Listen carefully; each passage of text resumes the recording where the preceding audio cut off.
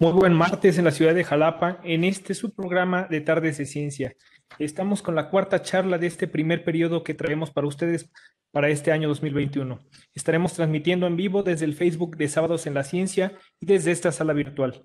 Les damos saludos afectuosos, la doctora Gladys Yáñez y un servidor Rodrigo López, quienes estaremos atendiendo las preguntas que nos vayan llegando, Gladys desde el Facebook y un servidor desde esta sala. Para ver y escuchar correctamente la charla, les sugerimos que mantengan apagados sus micrófonos y sus cámaras, deben estar en rojo. Si ustedes quieren decirnos algo, por favor levanten la mano en el panel de participantes y con mucho gusto les daremos la voz o pueden dejarnos las preguntas a través del chat. Después de la charla virtual tendremos 5 minutos para hacer una pausa para la salud con personal del SAISUB, quien nos apoyará con esta dinámica tan importante hoy en día, que estamos en nuestras casas y pasamos gran parte del tiempo en línea. Ahora nos vamos en directo con el doctor Ángel Trigos Landa, director general de investigaciones, quien hará la presentación de nuestro ponente del día de hoy. Adelante, doctor. Muchas gracias, Rodrigo. Muchas gracias, Gladys. Hola, ¿qué tal? Buenas tardes. Les saluda Ángel Trigos, director general de investigaciones de nuestra querida Universidad Veracruzana. Da mucho gusto estar de vuelta con ustedes en su programa Tardes de Ciencia, que como todos saben, lo organiza la Universidad Veracruzana a través de la Dirección General de Investigaciones, en colaboración con la Academia Mexicana de Ciencias. Para este periodo, como ustedes saben, hemos traído 19 charlas de temas diversos desde el 6 de julio que terminarán el 6 de julio. El tema del día de hoy será la agricultura sustentable y por qué evito comprar productos orgánicos. Caray, maestro Jacob, ahora sí que trae un tema bastante polémico que nos compartirá, como comento, el maestro Jacob Isaías Bañuelos Trejo, que por segunda vez está con nosotros. Como ustedes seguramente ya lo sabrán, de la Facultad de Ciencias Agrícolas de la Universidad Veracruzana, quien se encuentra con nosotros en pantalla. Buenas tardes, Jacob.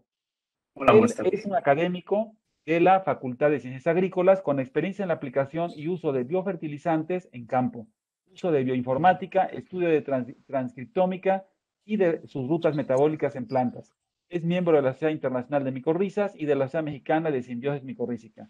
Maestro Jacob, te damos como siempre la bienvenida en esta tu casa y en este momento te pedimos que inicies con tu charla. Adelante. Muchas gracias por la presentación, doctor. Y pues antes, como lo comentaba el doctor, antes de empezar, quiero comentar que el objetivo de la plática no tiene la intención de favorecer un sistema productivo sobre otro, sino más que nada está encaminada a generar una reflexión sobre las herramientas disponibles para la producción de alimentos, teniendo en cuenta algo muy importante, la sustentabilidad. Y dicho lo anterior, pues comenzamos.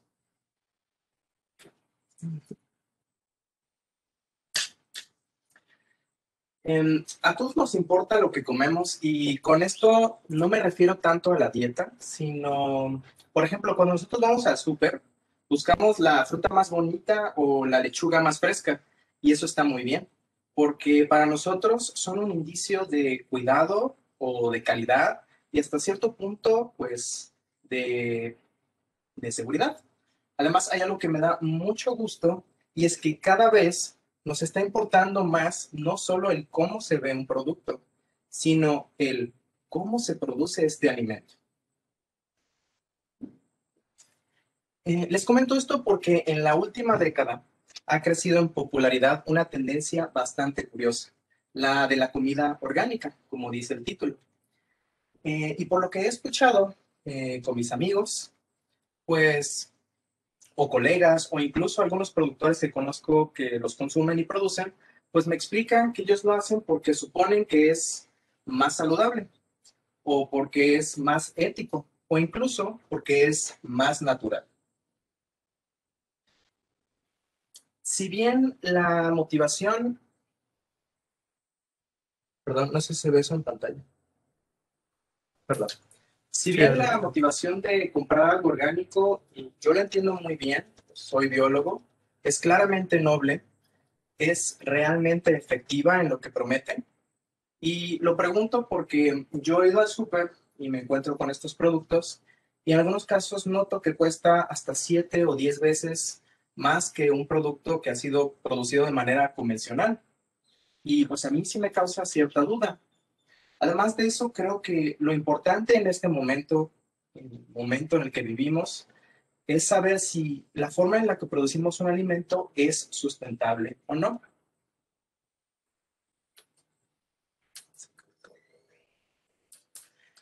O también me surge otra pregunta, ¿qué pasa con los productos que no entran en esta categoría? ¿No son sustentables o son malos, por ejemplo? O tal vez la etiqueta de orgánico, pues es una etiqueta más que posiblemente podría yo ignorar sin sentirme mal al respecto. Ese tipo de dudas son preguntas bastante válidas, que tal vez no nos detenemos tanto a hacerlas, pero vale la pena analizarlas. Yo quería comenzar esta charla con una definición de qué es un producto orgánico, antes de meterme de lleno al tema. Pero un problema con el que me encontré fue que no existe un consenso real en el mundo sobre este término, pues distintos países o regiones tienen reglas pues hasta cierto grado distintas y por lo tanto sus definiciones también son distintas. Incluso aquí en México tenemos este sello que es el Orgánico Zagarpa y difiere bastante del sello francés de Agriculture Biologique. Estos sellos son distintos y dictan qué es lo que no se debe de aplicar o hacer, más que si son los productos sustentables o qué los hace más sustentables. No sé si me explico, pero un enfoque puede estar más destinado a cumplir un estándar de calidad y el otro enfoque puede estar más destinado a considerar el ambiente. Dentro de todos los sellos que les estoy mostrando que están detrás de mí, hay un sello que dejé aquí un poquito relegado, que es el que está aquí abajo, es un sello rojo. Este sello se le conoce como økologisk, que de danés al español significa ecológico. Y esta etiqueta que estamos aquí viendo abajo, la roja, es la etiqueta más estricta en todo el mundo, la que tiene los estándares de calidad más altos, pero tal vez no en lo que nos estamos imaginando, pues como les comenté, se enfoca cada etiqueta en algo muy distinto. Y voy a hablar de esta etiquetita mucho más adelante. Bueno, ya después de darles este contexto, sí me gustaría empezar con una definición de qué es orgánico. Si le preguntamos a un ingeniero químico, posiblemente nos va a decir que pues, es una molécula cuya estructura consta de cadena o un anillo a base de carbono, hidrógeno, con grupos funcionales y pues tal vez ese tipo de definición no entra en la temática que tenemos hoy en día o en esta presentación. Si le preguntamos a un médico, lo más probable es que nos vaya a decir pues que es algo referente a algún órgano que nosotros tenemos en nuestro cuerpo. Y si le preguntamos a un biólogo, y yo creo que están de suerte porque yo soy uno, les puedo yo decir que es todo aquello que se encuentra relacionado con un organismo vivo, con algún proceso que lleva a cabo este organismo, por ejemplo, su metabolismo o productos del organismo. Pero yo creo que todavía no estamos en la definición que necesitamos. Pero y si le preguntamos a este señor, que puede ser un agricultor o un productor de alimentos, un agrónomo, yo creo que aquí es donde se empieza a poner interesante la definición. Entonces, después de buscar y comparar las distintas definiciones, lo que sí podemos encontrar es que esta definición no define per se qué es, pero sí nos dice lo que no es, o más específicamente, lo que no contiene. Y esto sí es muy fácil de apuntar. Por ejemplo, un producto orgánico no contiene semillas que estén modificadas genéticamente. Un producto orgánico no contiene o no utiliza fertilizantes sintéticos. Y un producto orgánico no utiliza pesticidas sintéticos. Y aquí, no sé si notan que le puse aplican restricciones, porque lo menciono y lo escribo aquí, porque algunas certificaciones que incluyen la mexicana dentro de la ley de productos orgánicos permiten el uso de por lo menos 70 diferentes tipos de fertilizantes y pesticidas sintéticos. Y aún así, utilizando esta lista de 70, pueden recibir la certificación.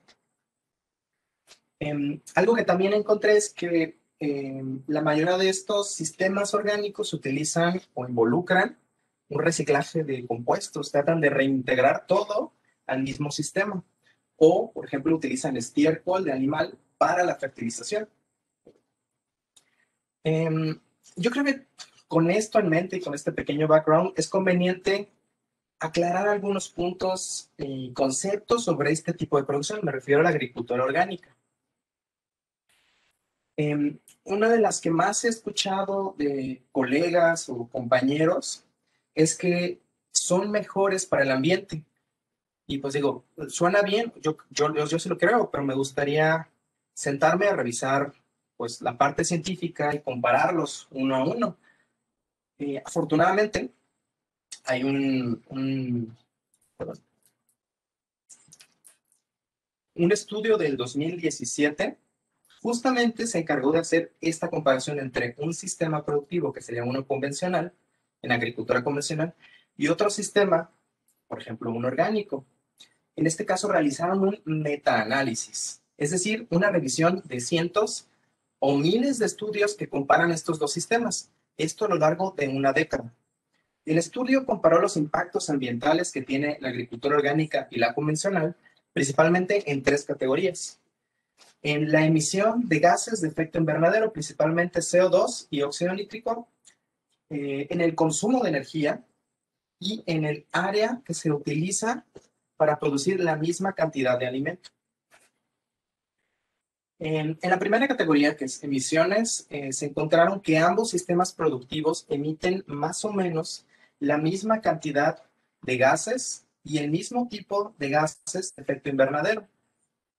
Esto sí me llamó mucho la atención porque yo la verdad sí creía que pues, uno tenía una mayor emisión que el otro.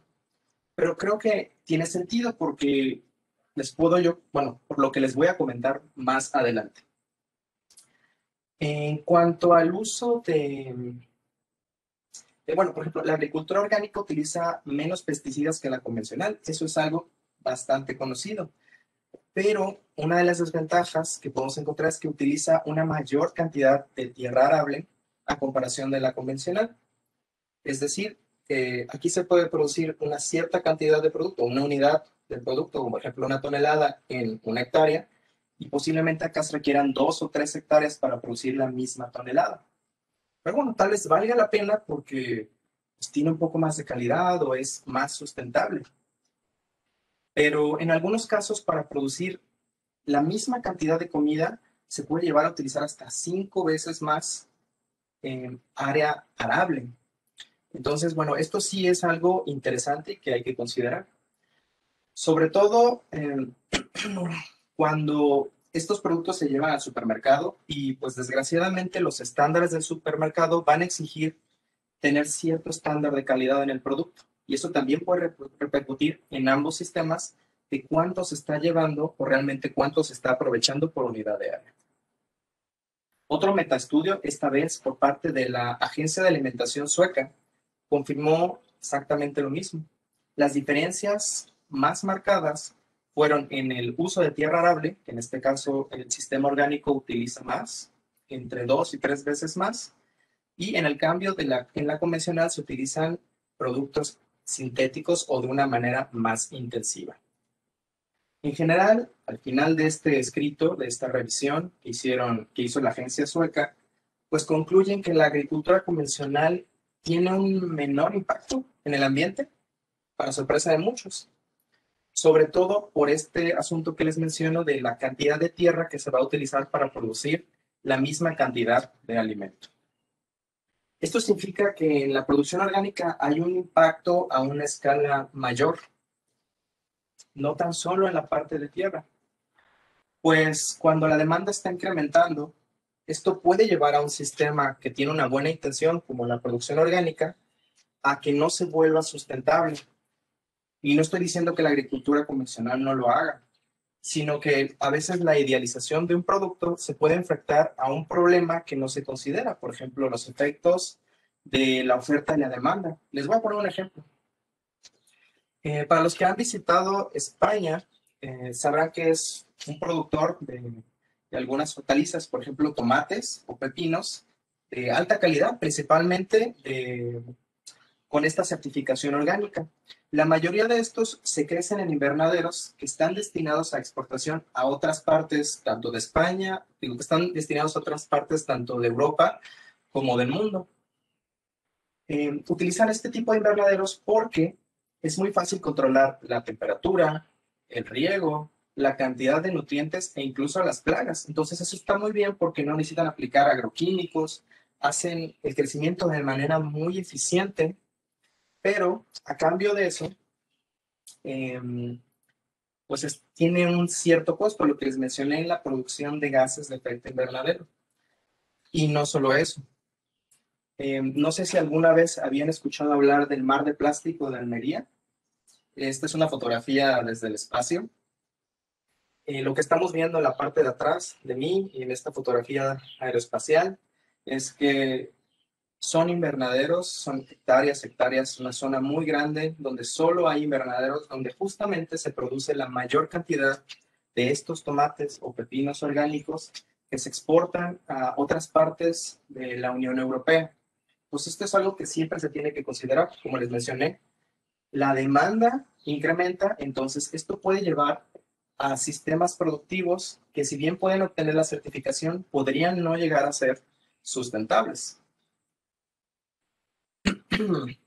Esto es una paradoja dentro del mismo sistema, pues la producción doméstica, como en el ejemplo anterior, a veces no es suficiente para alimentar la creciente demanda, por lo que es importada de otros países lejanos. Y esto puede realmente repercutir en la huella de carbono que tenga cada uno de los productos. Además, hay que recordar un factor determinante que no he mencionado, es que pues, hay que alimentar a la población. Esa es la principal razón de que existan estos sistemas. Hace algunos siglos, pues la población era pequeñita y requería de pocos recursos. Pero ya pasaron como unos 100 años donde la población se cuatriplicó y esto tiene una presión enorme sobre la producción de alimentos. Pues la cantidad de tierra arable, pues podría ser la misma o incluso se está reduciendo o se ha reducido desde hace 100 años. Esto significa que debemos de producir más comida en la misma cantidad de tierra arable. Si no producimos más comida en la misma cantidad de tierra, pues nos vamos a tener que enfrentar a un problema peor, pues posiblemente un sistema que está siendo demandado por ciertas características va a tener que requerir de más tierra, va a tener que deforestar para poder llevar este tipo de alimentos a las personas que lo están demandando. Tenemos que considerar que las necesidades crecen y por lo tanto pues la demanda de este alimento también va a crecer. Y si va a crecer, tiene que producirse de una manera muy rápida, pero también muy eficiente. Y siempre, siempre considerando al ambiente. Otra de las razones por las cuales muchas personas compran este tipo de productos es que se sabe que durante su producción pues no utilizan pesticidas o por lo menos pesticidas sintéticos. Como les mencioné, esto no es del todo cierto, pues realmente en las legislaciones o en las certificaciones dicen que no se utilizan algunos pesticidas. Por ejemplo, en el sello de Estados Unidos, la USDA, también tiene una lista de los que sí puedes utilizar en una agricultura orgánica.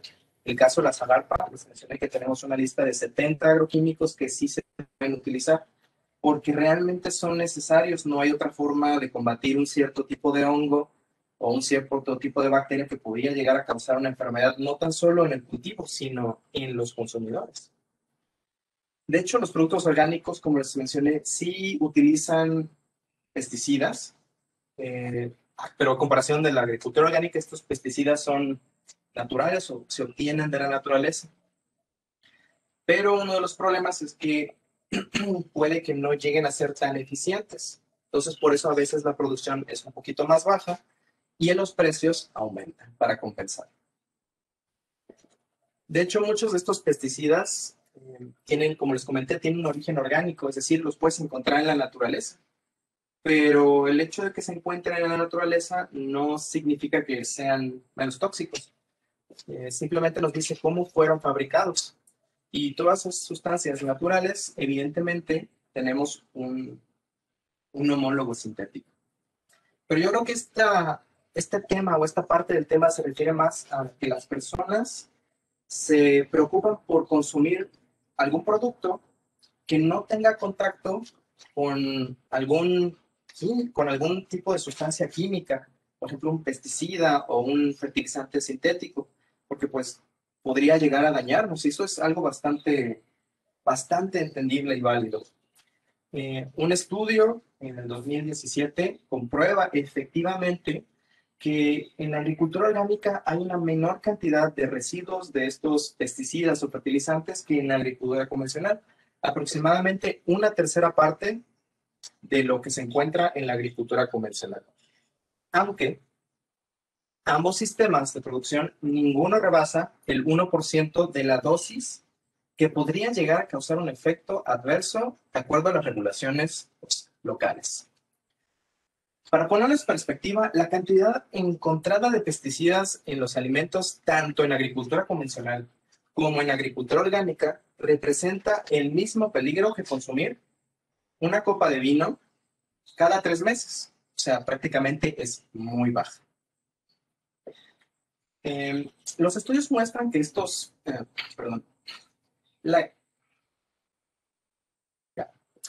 ¿cuál es la diferencia entonces entre un pesticida que proviene de la naturaleza y un pesticida que proviene de un laboratorio? Realmente la diferencia no es mucha, porque hay que recordar que las sustancias tóxicas son tóxicas, sin importar si son de origen natural o sintético. Por eso, en ambos casos, existen regulaciones muy estrictas, como por ejemplo, el cianuro que está sintetizado en un laboratorio no va a ser más o menos letal que un cianuro que encontremos en la naturaleza. Ambos van a causar un daño. Se los comento porque para que algo llegue a ser tóxico, se tiene que consumir en cantidades suficientes. Realmente depende de la concentración y de tu exposición a este agente y no de si el producto es natural o si es sintético, pues de hecho lo decía Paracelso, la dosis hace al veneno. Un ejemplo muy curioso es que si nosotros consumimos manzanas, pues está muy bien porque contiene antioxidantes, azúcares y fibra, pero no sé si sabían que las manzanas contienen cianuro y es un veneno muy peligroso para los humanos. Pero entonces si consumimos manzanas, ¿por qué no nos hemos muerto? Porque todo está en la concentración. Me parece que debes de comer como unas 40 o 80 manzanas para llegar a esa dosis dañina de cianuro. Algunas certificaciones o las más estrictas que yo leí no permiten el uso de ningún pesticida. Entonces, para controlar problemas de plagas como insectos, pueden llegar a tener ciertos problemas. Esto va a repercutir en la producción o en el producto. Esto quiere decir que si no cumple con estos estándares de supermercado o está maltratado o tiene una enfermedad, pues se va a terminar desechando. Lo que sí quiero hacer énfasis es que el riesgo más grande que ahorita podemos encontrar en la agricultura no es tanto estos pesticidas orgánicos o sintéticos, sino la contaminación de alimentos por hongos o bacterias. Y en este frente sí tenemos que tener mucho cuidado, porque hay medidas muy estrictas que monitorean ambos sistemas en relación a los rastros de sustancias, pero también hay medidas muy estrictas que monitorean que no estén presentes este tipo de microorganismos.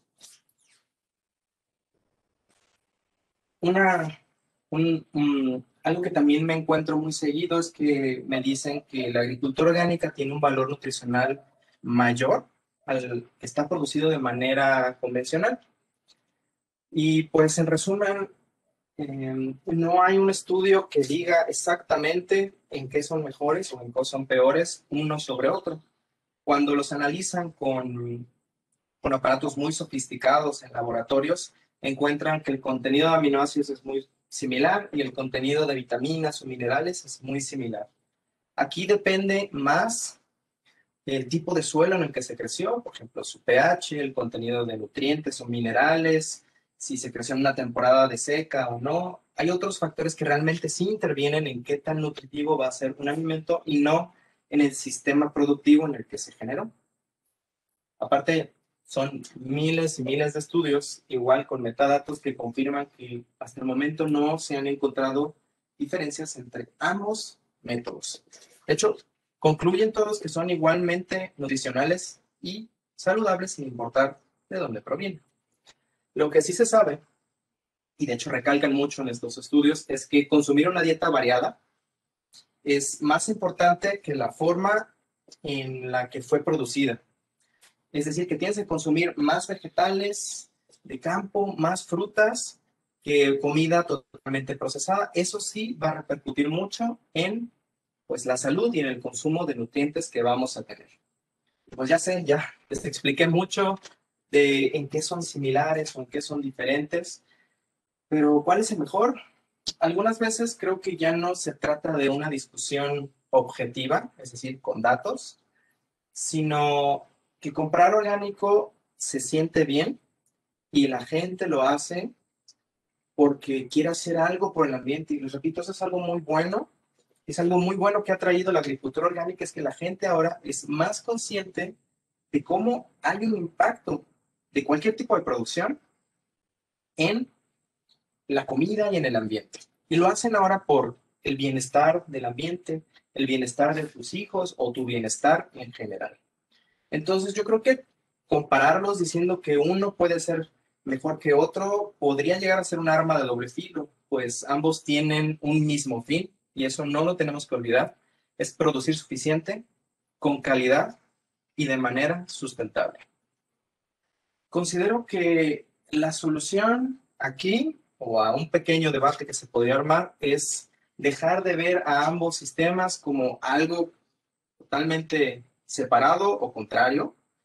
Yo creo que hay que evitar poner etiquetas en cada uno, pues lo único que provocan es una polarización o incluso pues, una confusión. Yo creo que hay que empezar a verlos como un sistema aditivo, como una caja de herramientas muy grande en la cual yo puedo escoger la mejor característica que funcione para las condiciones donde yo voy a crecer. Todo para hacer una agricultura más eficiente con miras en la sustentabilidad. Por ejemplo, una de estas tecnologías que está en esta gran caja de herramientas es el uso de plantas que pueden obtener su propio fertilizante con ayuda de microorganismos. Estos microorganismos que están ya de manera natural en el ambiente. Por ejemplo, hay un caso muy específico como las leguminosas que se asocian con unas bacterias y estas les permiten obtener sus propios nutrientes del ambiente sin utilizar fertilizantes. O otras plantas se ayudan de hongos buenos u hongos benéficos que pueden acceder a nutrientes que no son alcanzables para las plantas. Se pueden utilizar este tipo de herramientas para mejorar a las plantas y que produzcan su propio fertilizante, obteniéndolo del ambiente, sin necesidad de utilizar algún fertilizante sintético u orgánico. Esto es el fin de toda la investigación en la agricultura y la tecnología o la biotecnología.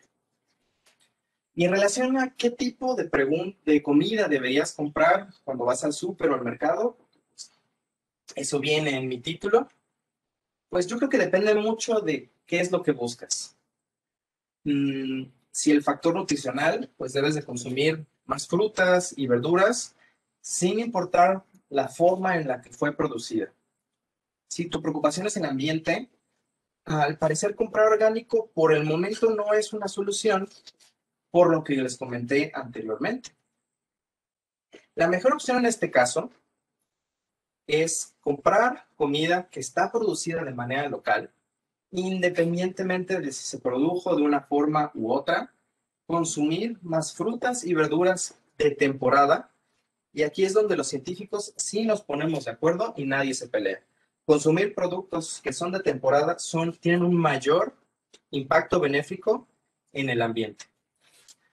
Hoy en día tenemos acceso a productos de cualquier rincón del mundo. Sin embargo, les repito, consumir local es la forma más directa de apoyo hacia la sustentabilidad que les podemos ofrecer en el momento. Lo que comes es más importante que la forma en la que está producido. Y ahora, yo creo que ya saben por qué evito comprar algo orgánico cada vez que voy al supermercado. Les comento que las imágenes que estoy utilizando provienen de un canal de divulgación científica que se llama Kurzgesagt. Es un canal alemán, pero tiene su traducción en inglés y su traducción en español. Les recomiendo mucho visitarlo. Les comenté al principio que esta etiqueta que se llama Ökologisk o ecológico es la etiqueta más estricta de todo el mundo. De hecho, la mayoría de las etiquetas se basan mucho en ella. Es como el ideal de lo que nos gustaría llegar a tener. Ellos tienen un eslogan que representa muy bien lo que les quería explicar o que les expliqué en la plática, es que orgánico es parte de la solución. Ellos creen firmemente, esta etiqueta como les mencioné es de Dinamarca, creen firmemente que tenemos una caja de herramientas y debemos utilizar las mejores que estén a nuestra disposición y también las a las cuales podamos nosotros acceder. Esto, pues, doy por terminada mi plática. Si tienen alguna pregunta o comentario, pues con gusto trataré de responderles. Gracias. Muchas gracias, Jacob, por la charla. Y bueno, antes de entrar a la ronda de preguntas y respuestas, haremos una pausa para la salud de 5 minutos a cargo de José Ramón Cortés Martínez, educador del SAISUB. Bueno, les invitamos a participar desde sus casas para darle chance a Ronnie. Por favor, si puedes habilitar tu micrófono, Ronnie. Y Jacob, un favorzote, si nos puedes quitar la pantalla compartida. Claro.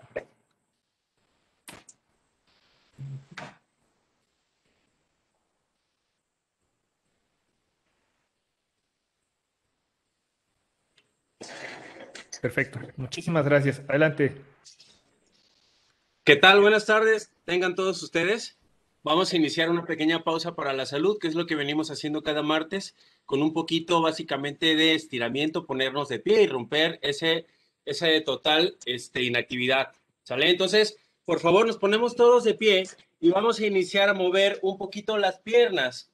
¿Sale? Lo que vamos a hacer es poner las manos en las rodillas y vamos a flexionar y extender la rodilla. ¿Sale? Comenzamos. 1, 2, 3, 4, 5, 6, 7, 8. Nos ponemos de pie y vamos a agarrarnos una pierna y vamos a estirar los cuádriceps. Comenzamos. 1, 2, 3, 4, 5, 6, 7, 8, 9, 10, 11, 12, 13, 14. Soltamos. Nuevamente ponemos manos en las rodillas y volvemos a hacer flexión y extensión. Comenzamos. 1, 2, 3, 4, 5, 6, 7, 8. Muy bien. Ahora nos vamos a agarrar la otra pierna y vamos a estirar. Vamos a flexionar la rodilla. Comenzamos. 1, 2, 3, 4, 5, 6, 7, 8, 9, 10, 11, 12, 13, 14, 15. Soltamos la pierna y ahora vamos a estirar la parte de atrás de la pierna. Lo que vamos a hacer es estirar bien las rodillas y vamos a dejarnos ir hacia abajo hasta donde me permita mi flexibilidad. Hasta ahí va a estar bien. Sale, soltamos los hombros, dejo caer que se estire toda mi columna y comenzamos.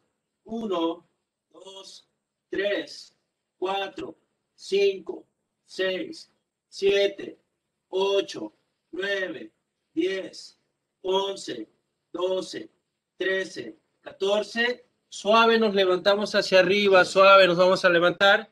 ¿Sale? Ahora vamos a pasar a las caderas. Lo que vamos a hacer es abrir el compás de las piernas. Vamos a poner las manos en las caderas y vamos a hacer giros hacia un lado suave. 1, 2, 3, 4, 5, 6, 7, 8 hacia el otro lado, suave. 1, 2, 3, 4, 5, 6, 7, 8. Excelente. Vamos hacia arriba. Vamos a empezar a hacer giros de tronco. Vamos a girar hacia un lado y regreso al centro. ¿Listos? Comenzamos. 1, al centro.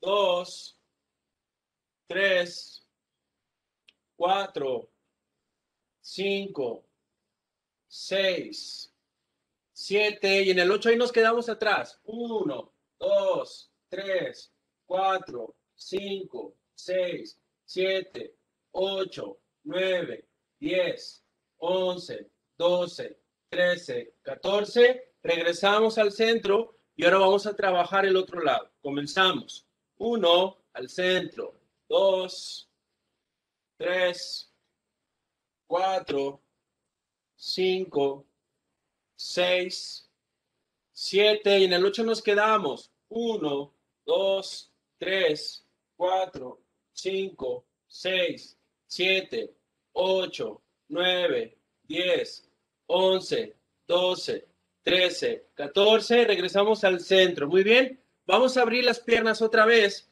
Y ahora vamos a estirar la espalda, el hombro y el brazo. Vamos a irnos hacia un lado. Sale como si quisiéramos alcanzar algo que está arriba y al lado. 1, 2, 3, 4, 5, 6, 7, 8, 9, 10, 11, 12, 13, 14. Cambio, transición suave, estiramos el otro lado. 1, 2, 3, 4, 5, 6, 7, 8, 9, 10, 11, 12, 13, 14. Regresamos al centro y esto es todo por este día. Muchas gracias a todos. Muchas gracias, Ronnie, por el apoyo. Y pues bueno, damos inicio a lo que son las preguntas y respuestas. Agradecemos nuevamente al SAISUB por su apoyo para realizar esta pausa para la salud. Bueno, tenemos un comentario desde el Facebook para Jacob. Es de la Yajaira Baeza desde el Facebook. Dice, excelente charla, maestro. Coincido totalmente. ¿Hay diferencia entre la llamada agricultura orgánica y la agroecológica? Muchos autores a veces lo utilizan como sinónimos. Gracias.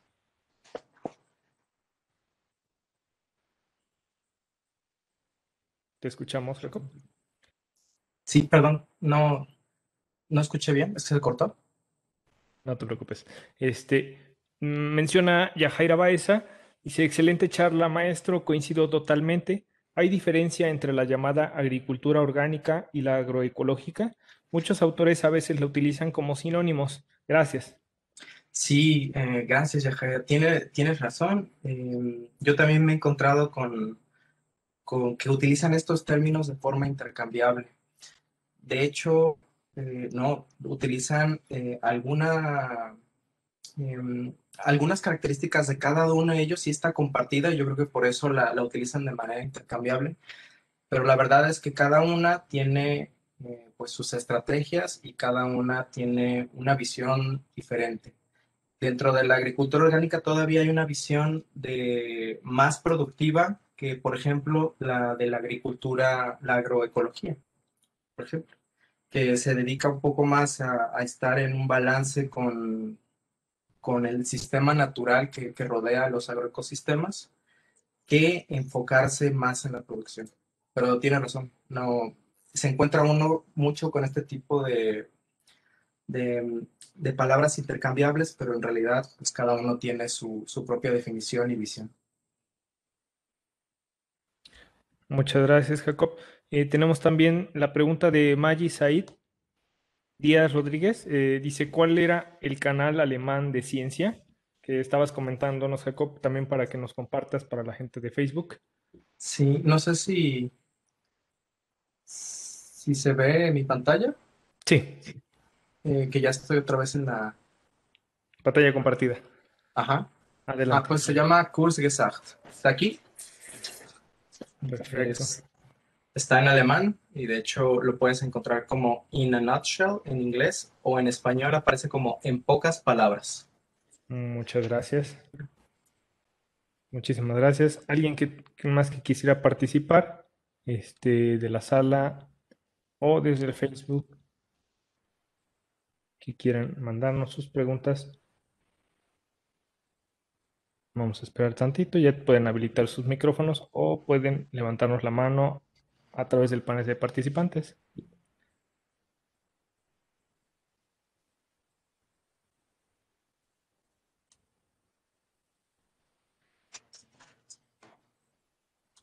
Vamos a esperar tantito, Jacob. Sí.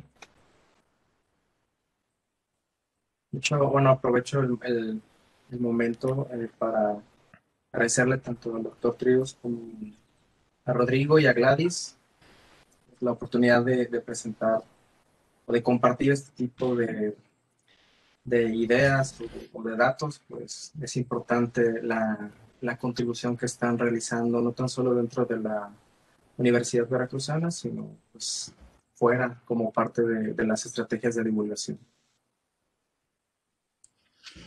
Gracias, Jacob. Pues creo que no tenemos ninguna pregunta. Muy bien.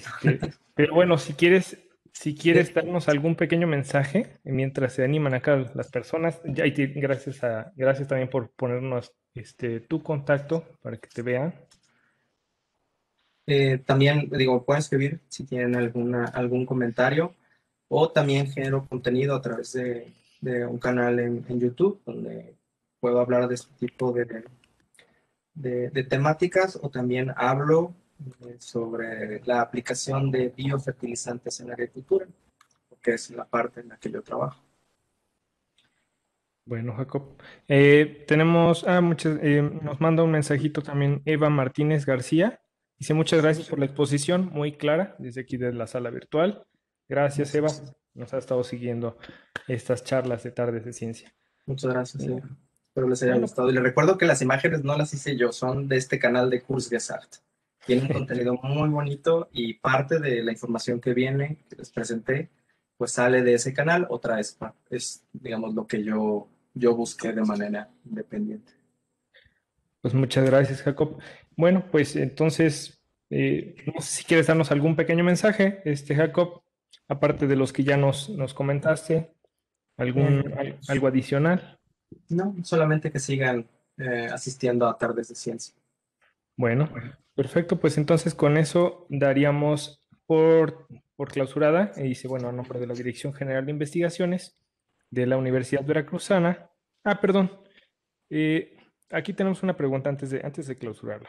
Sí. Tenemos a Mateus Oliveira Gómez. Dice, buenos días, hablaste sobre fertilizantes. ¿Cuáles son sus maleficios? Las desventajas de utilizar fertilizantes. Por ejemplo, nosotros que trabajamos en la Facultad de Ciencias Agrícolas, pues con campesinos en campo y en sistemas productivos de cualquier tipo, el principal problema con el cual nos encontramos es la sobreaplicación.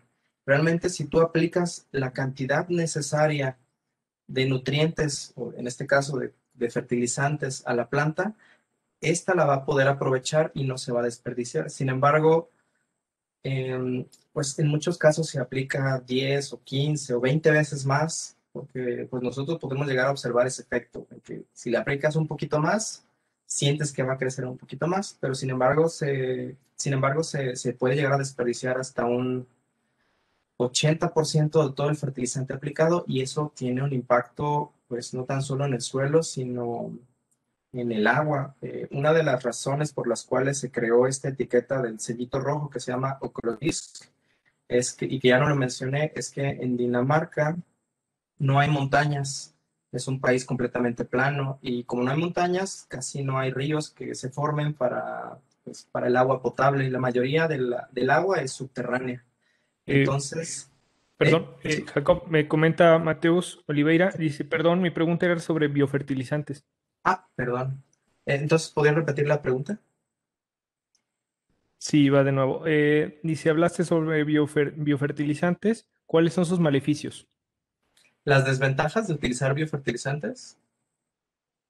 Pues yo creo que sí. Creo que sí. Dice que sí. Bueno, ok. Pues como toda tecnología, pues no es la panacea, no es perfecto.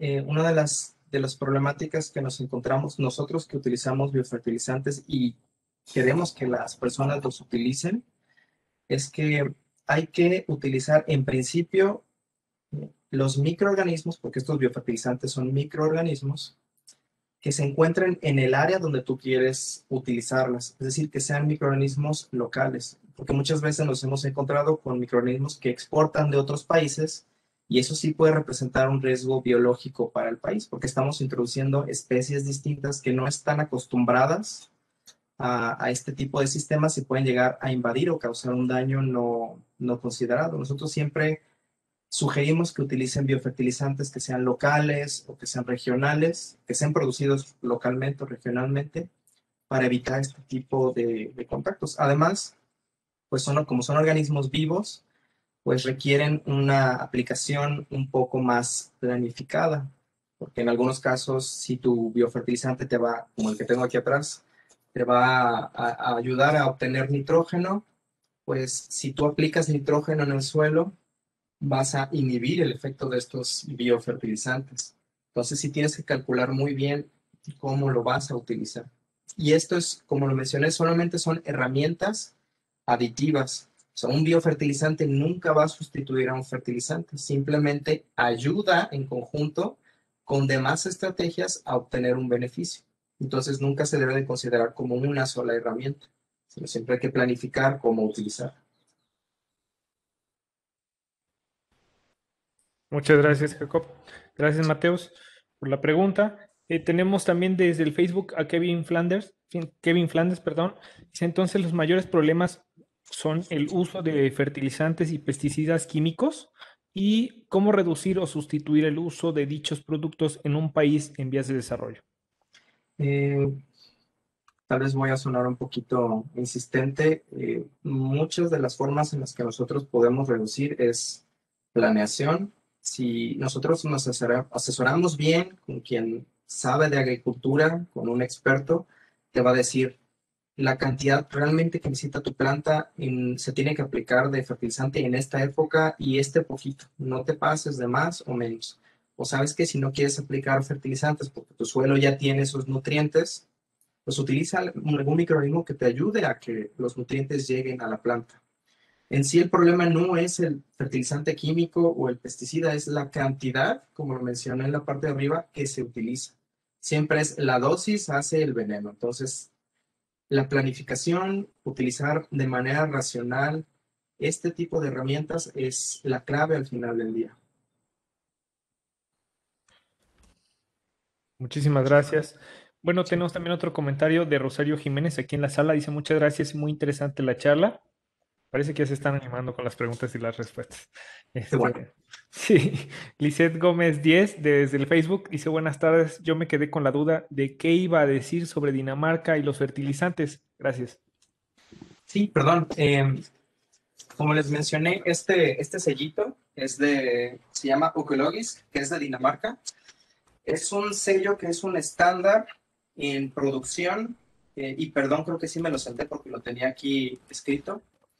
Es un estándar de producción. Quiere decir que este sello te va a decir que el Estado, que este es un sello estatal, se involucró desde el agricultor, desde la semilla que se le está vendiendo al agricultor, en la forma en la que el agricultor lo utilizó, en qué parte del país la sembró, las condiciones, las enfermedades que se generaron durante el crecimiento, todo eso hasta la parte en la que se procesa ese tipo de alimento, la parte de transporte del alimento para asegurar que no se desperdicie ninguna fruta, ninguna verdura, hasta que llega al supermercado, y ahí mismo también en el supermercado se aseguran que lleguen frescos, que tengan los estándares requeridos, que no se haya desperdiciado, que no se haya contaminado con nada, e incluso dentro del supermercado, este sello asegura que toda la comida que no se llegue a vender se va a utilizar ya sea para otro fin, producir algún otro producto, para compostar, o para lo que más se utiliza, para no tirar la comida, por así decirlo, es como alimento, por ejemplo, para cerdos que utilizan mucho ese tipo de alimentos o para utilizar como biocombustible. De hecho, Dinamarca, en el mero centro de la ciudad, en Copenhague, tiene una planta de biocombustible que se llama Copenhill, que de hecho si lo googlean, como Copenhill en inglés es Copenhague y como montañita, Copenhill, es un edificio que está a la mitad de la ciudad en el cual tú puedes esquiar en el techo, pero al mismo tiempo está produciendo energía de todo tipo de desperdicios que no se llegan a utilizar. Entonces, esta etiqueta no se enfoca en producir orgánico específicamente, sino se enfoca en mantener una cadena de valor muy controlada para evitar que se desperdicie los alimentos y que contaminemos el suelo y que se contamine la comida. Eso es lo que hace este tipo de etiquetas, por eso es la más estricta del mundo. Perfecto. Muchas gracias, Lisette. Tenemos a Viviana Díaz también desde el Facebook. ¿Considera que el fertilizante a base de cempasúchil sea más efectivo que otros existentes en el mercado actual? Lo repito, depende mucho de qué es lo que vas a utilizar. Por ejemplo, el cempasúchil ayuda muchísimo a controlar también, aparte de funcionar como fertilizante, ayuda a controlar algunos microorganismos en el suelo. Pero tú tienes que saber cuánto es lo que vas a aplicar y muchas veces cuando aplicamos este tipo de fertilizantes, por ejemplo, abonos, principalmente provenientes de estiércol o provenientes de algunas plantas, es que nunca vamos a saber cuánto contiene del nutriente que nos interesa. Entonces, a menos que hagamos nosotros un estudio de ese tipo de abonos en un laboratorio, lo sabremos. Y repito, nosotros tenemos que utilizar los fertilizantes, sean naturales o sintéticos, de una manera racional, porque un problema que sucede es que se fertiliza, en la forma de la fertilización con estiércol, por ejemplo, es que se utiliza mucho estiércol, aunque no sea sintético, y causa problemas en el suelo, se lixivan y se pasan a los mantos freáticos, o se acumula mucho nitrógeno o mucho fósforo en el suelo, y pese a que es natural, pues también puede llegar a causar un impacto. Entonces, la idea es utilizar siempre estos fertilizantes de manera racional. Gracias, Jacob. Tenemos también a Maggie Said Díaz Rodríguez aquí en la sala. Si gustas habilitar tu micrófono. A ver si se puede. Si no se puede, no te preocupes. ¿Te escuchamos?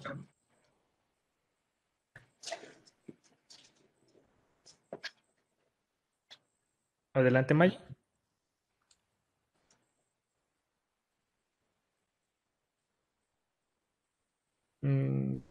No te preocupes, no hay problema. Yo leo la pregunta. Dice, ¿podría explicarnos rápidamente cómo funciona ya técnicamente esos biofertilizantes a través de hongos? ¿Qué especie de hongos y cómo es que logran la conexión con el cultivo? ¿Solo estando en el mismo suelo ya hacen la conexión o necesita alguna alteración? De hecho, estos hongos se encuentran de manera natural en el suelo. Los productos también los puedes encontrar, te los pueden vender en varias tiendas o incluso en internet. De hecho, la Universidad Veracruzana produce un biofertilizante a base de hongos exclusivamente y que se utiliza mucho, sobre todo en el sur del estado de Veracruz. Y estos hongos no dependen tanto de la especie. Digo, sí, hay muchas especies, hay como 400, pero más que nada dependen de la función. Tú puedes aplicar estos hongos al momento generalmente es un polvito, al momento de trasplantar tu planta, y lo que va a hacer es, como estamos viendo en esta imagen, extender el área de absorción de nutrientes. Por ejemplo, si esta planta solamente puede absorber lo que está pegadito aquí a sus hojitas y los nutrientes están en esta área, lo que necesitaría hacer es extender su raíz, pero eso causaría que la planta gastara energía en crear esa biomasa.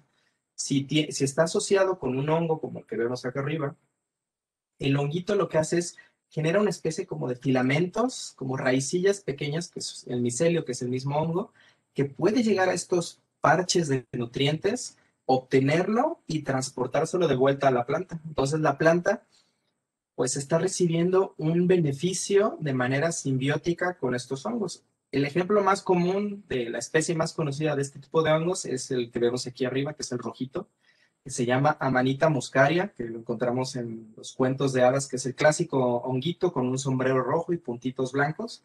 Ese hongo forma simbiosis con árboles en los bosques, le ayuda a obtener nutrientes que están lejos. De hecho, se le conoce a esta simbiosis como micorriza, mico de hongo y risa de raíz, porque se asocia a las raíces de las plantas. Se pueden utilizar en la mayoría de los cultivos y en la mayoría de los árboles.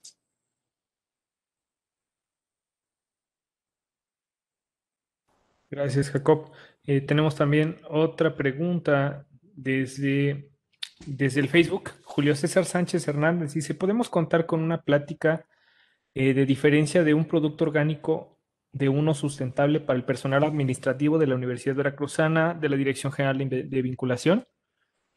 Yo creo que sería una muy buena idea y con mucho gusto, con tiempo, pues la podríamos preparar. Porque aquí nada más abarcamos la parte de producción, pero pues la diferencia, o sea, que nosotros podemos identificarlo y ver cuáles son sus beneficios con mucho gusto. Muchas gracias, Julio, por la pregunta. Pues bueno, no sé si alguien más quiera hacer otra pregunta aquí en el... Ah, Sandy, muchísimas felicidades. Dice, por la presentación muy interactiva. Eso nos comenta Sandy desde esta sala. Pues creo que ya no tenemos ninguna pregunta, ni en el Facebook, ni en la sala. Bueno, pues entonces vamos a dar por terminada la charla del día de hoy. Dice, bueno, a nombre de la Dirección General de Investigaciones y de la Academia Mexicana de Ciencias y con nuestros colaboradores, Difusión Cultural y Comunicación Universitaria, al SAISUB, Oliva Multimedios, a RTV y al maestro Jacob Bañuelos Trejo, quien estuvo con nosotros la tarde de ciencia de hoy, les agradecemos habernos acompañado en esta charla y les esperamos el día martes 23 de marzo con la charla El tipo de cambio y su transferencia a los precios, que nos compartirá el maestro Jesús Alejandro Díaz Báez de la Facultad de Estadística e Informática de la Universidad Veracruzana. Por este mismo enlace, en punto de las 5 de la tarde. Muchísimas gracias y que tengan excelente martes.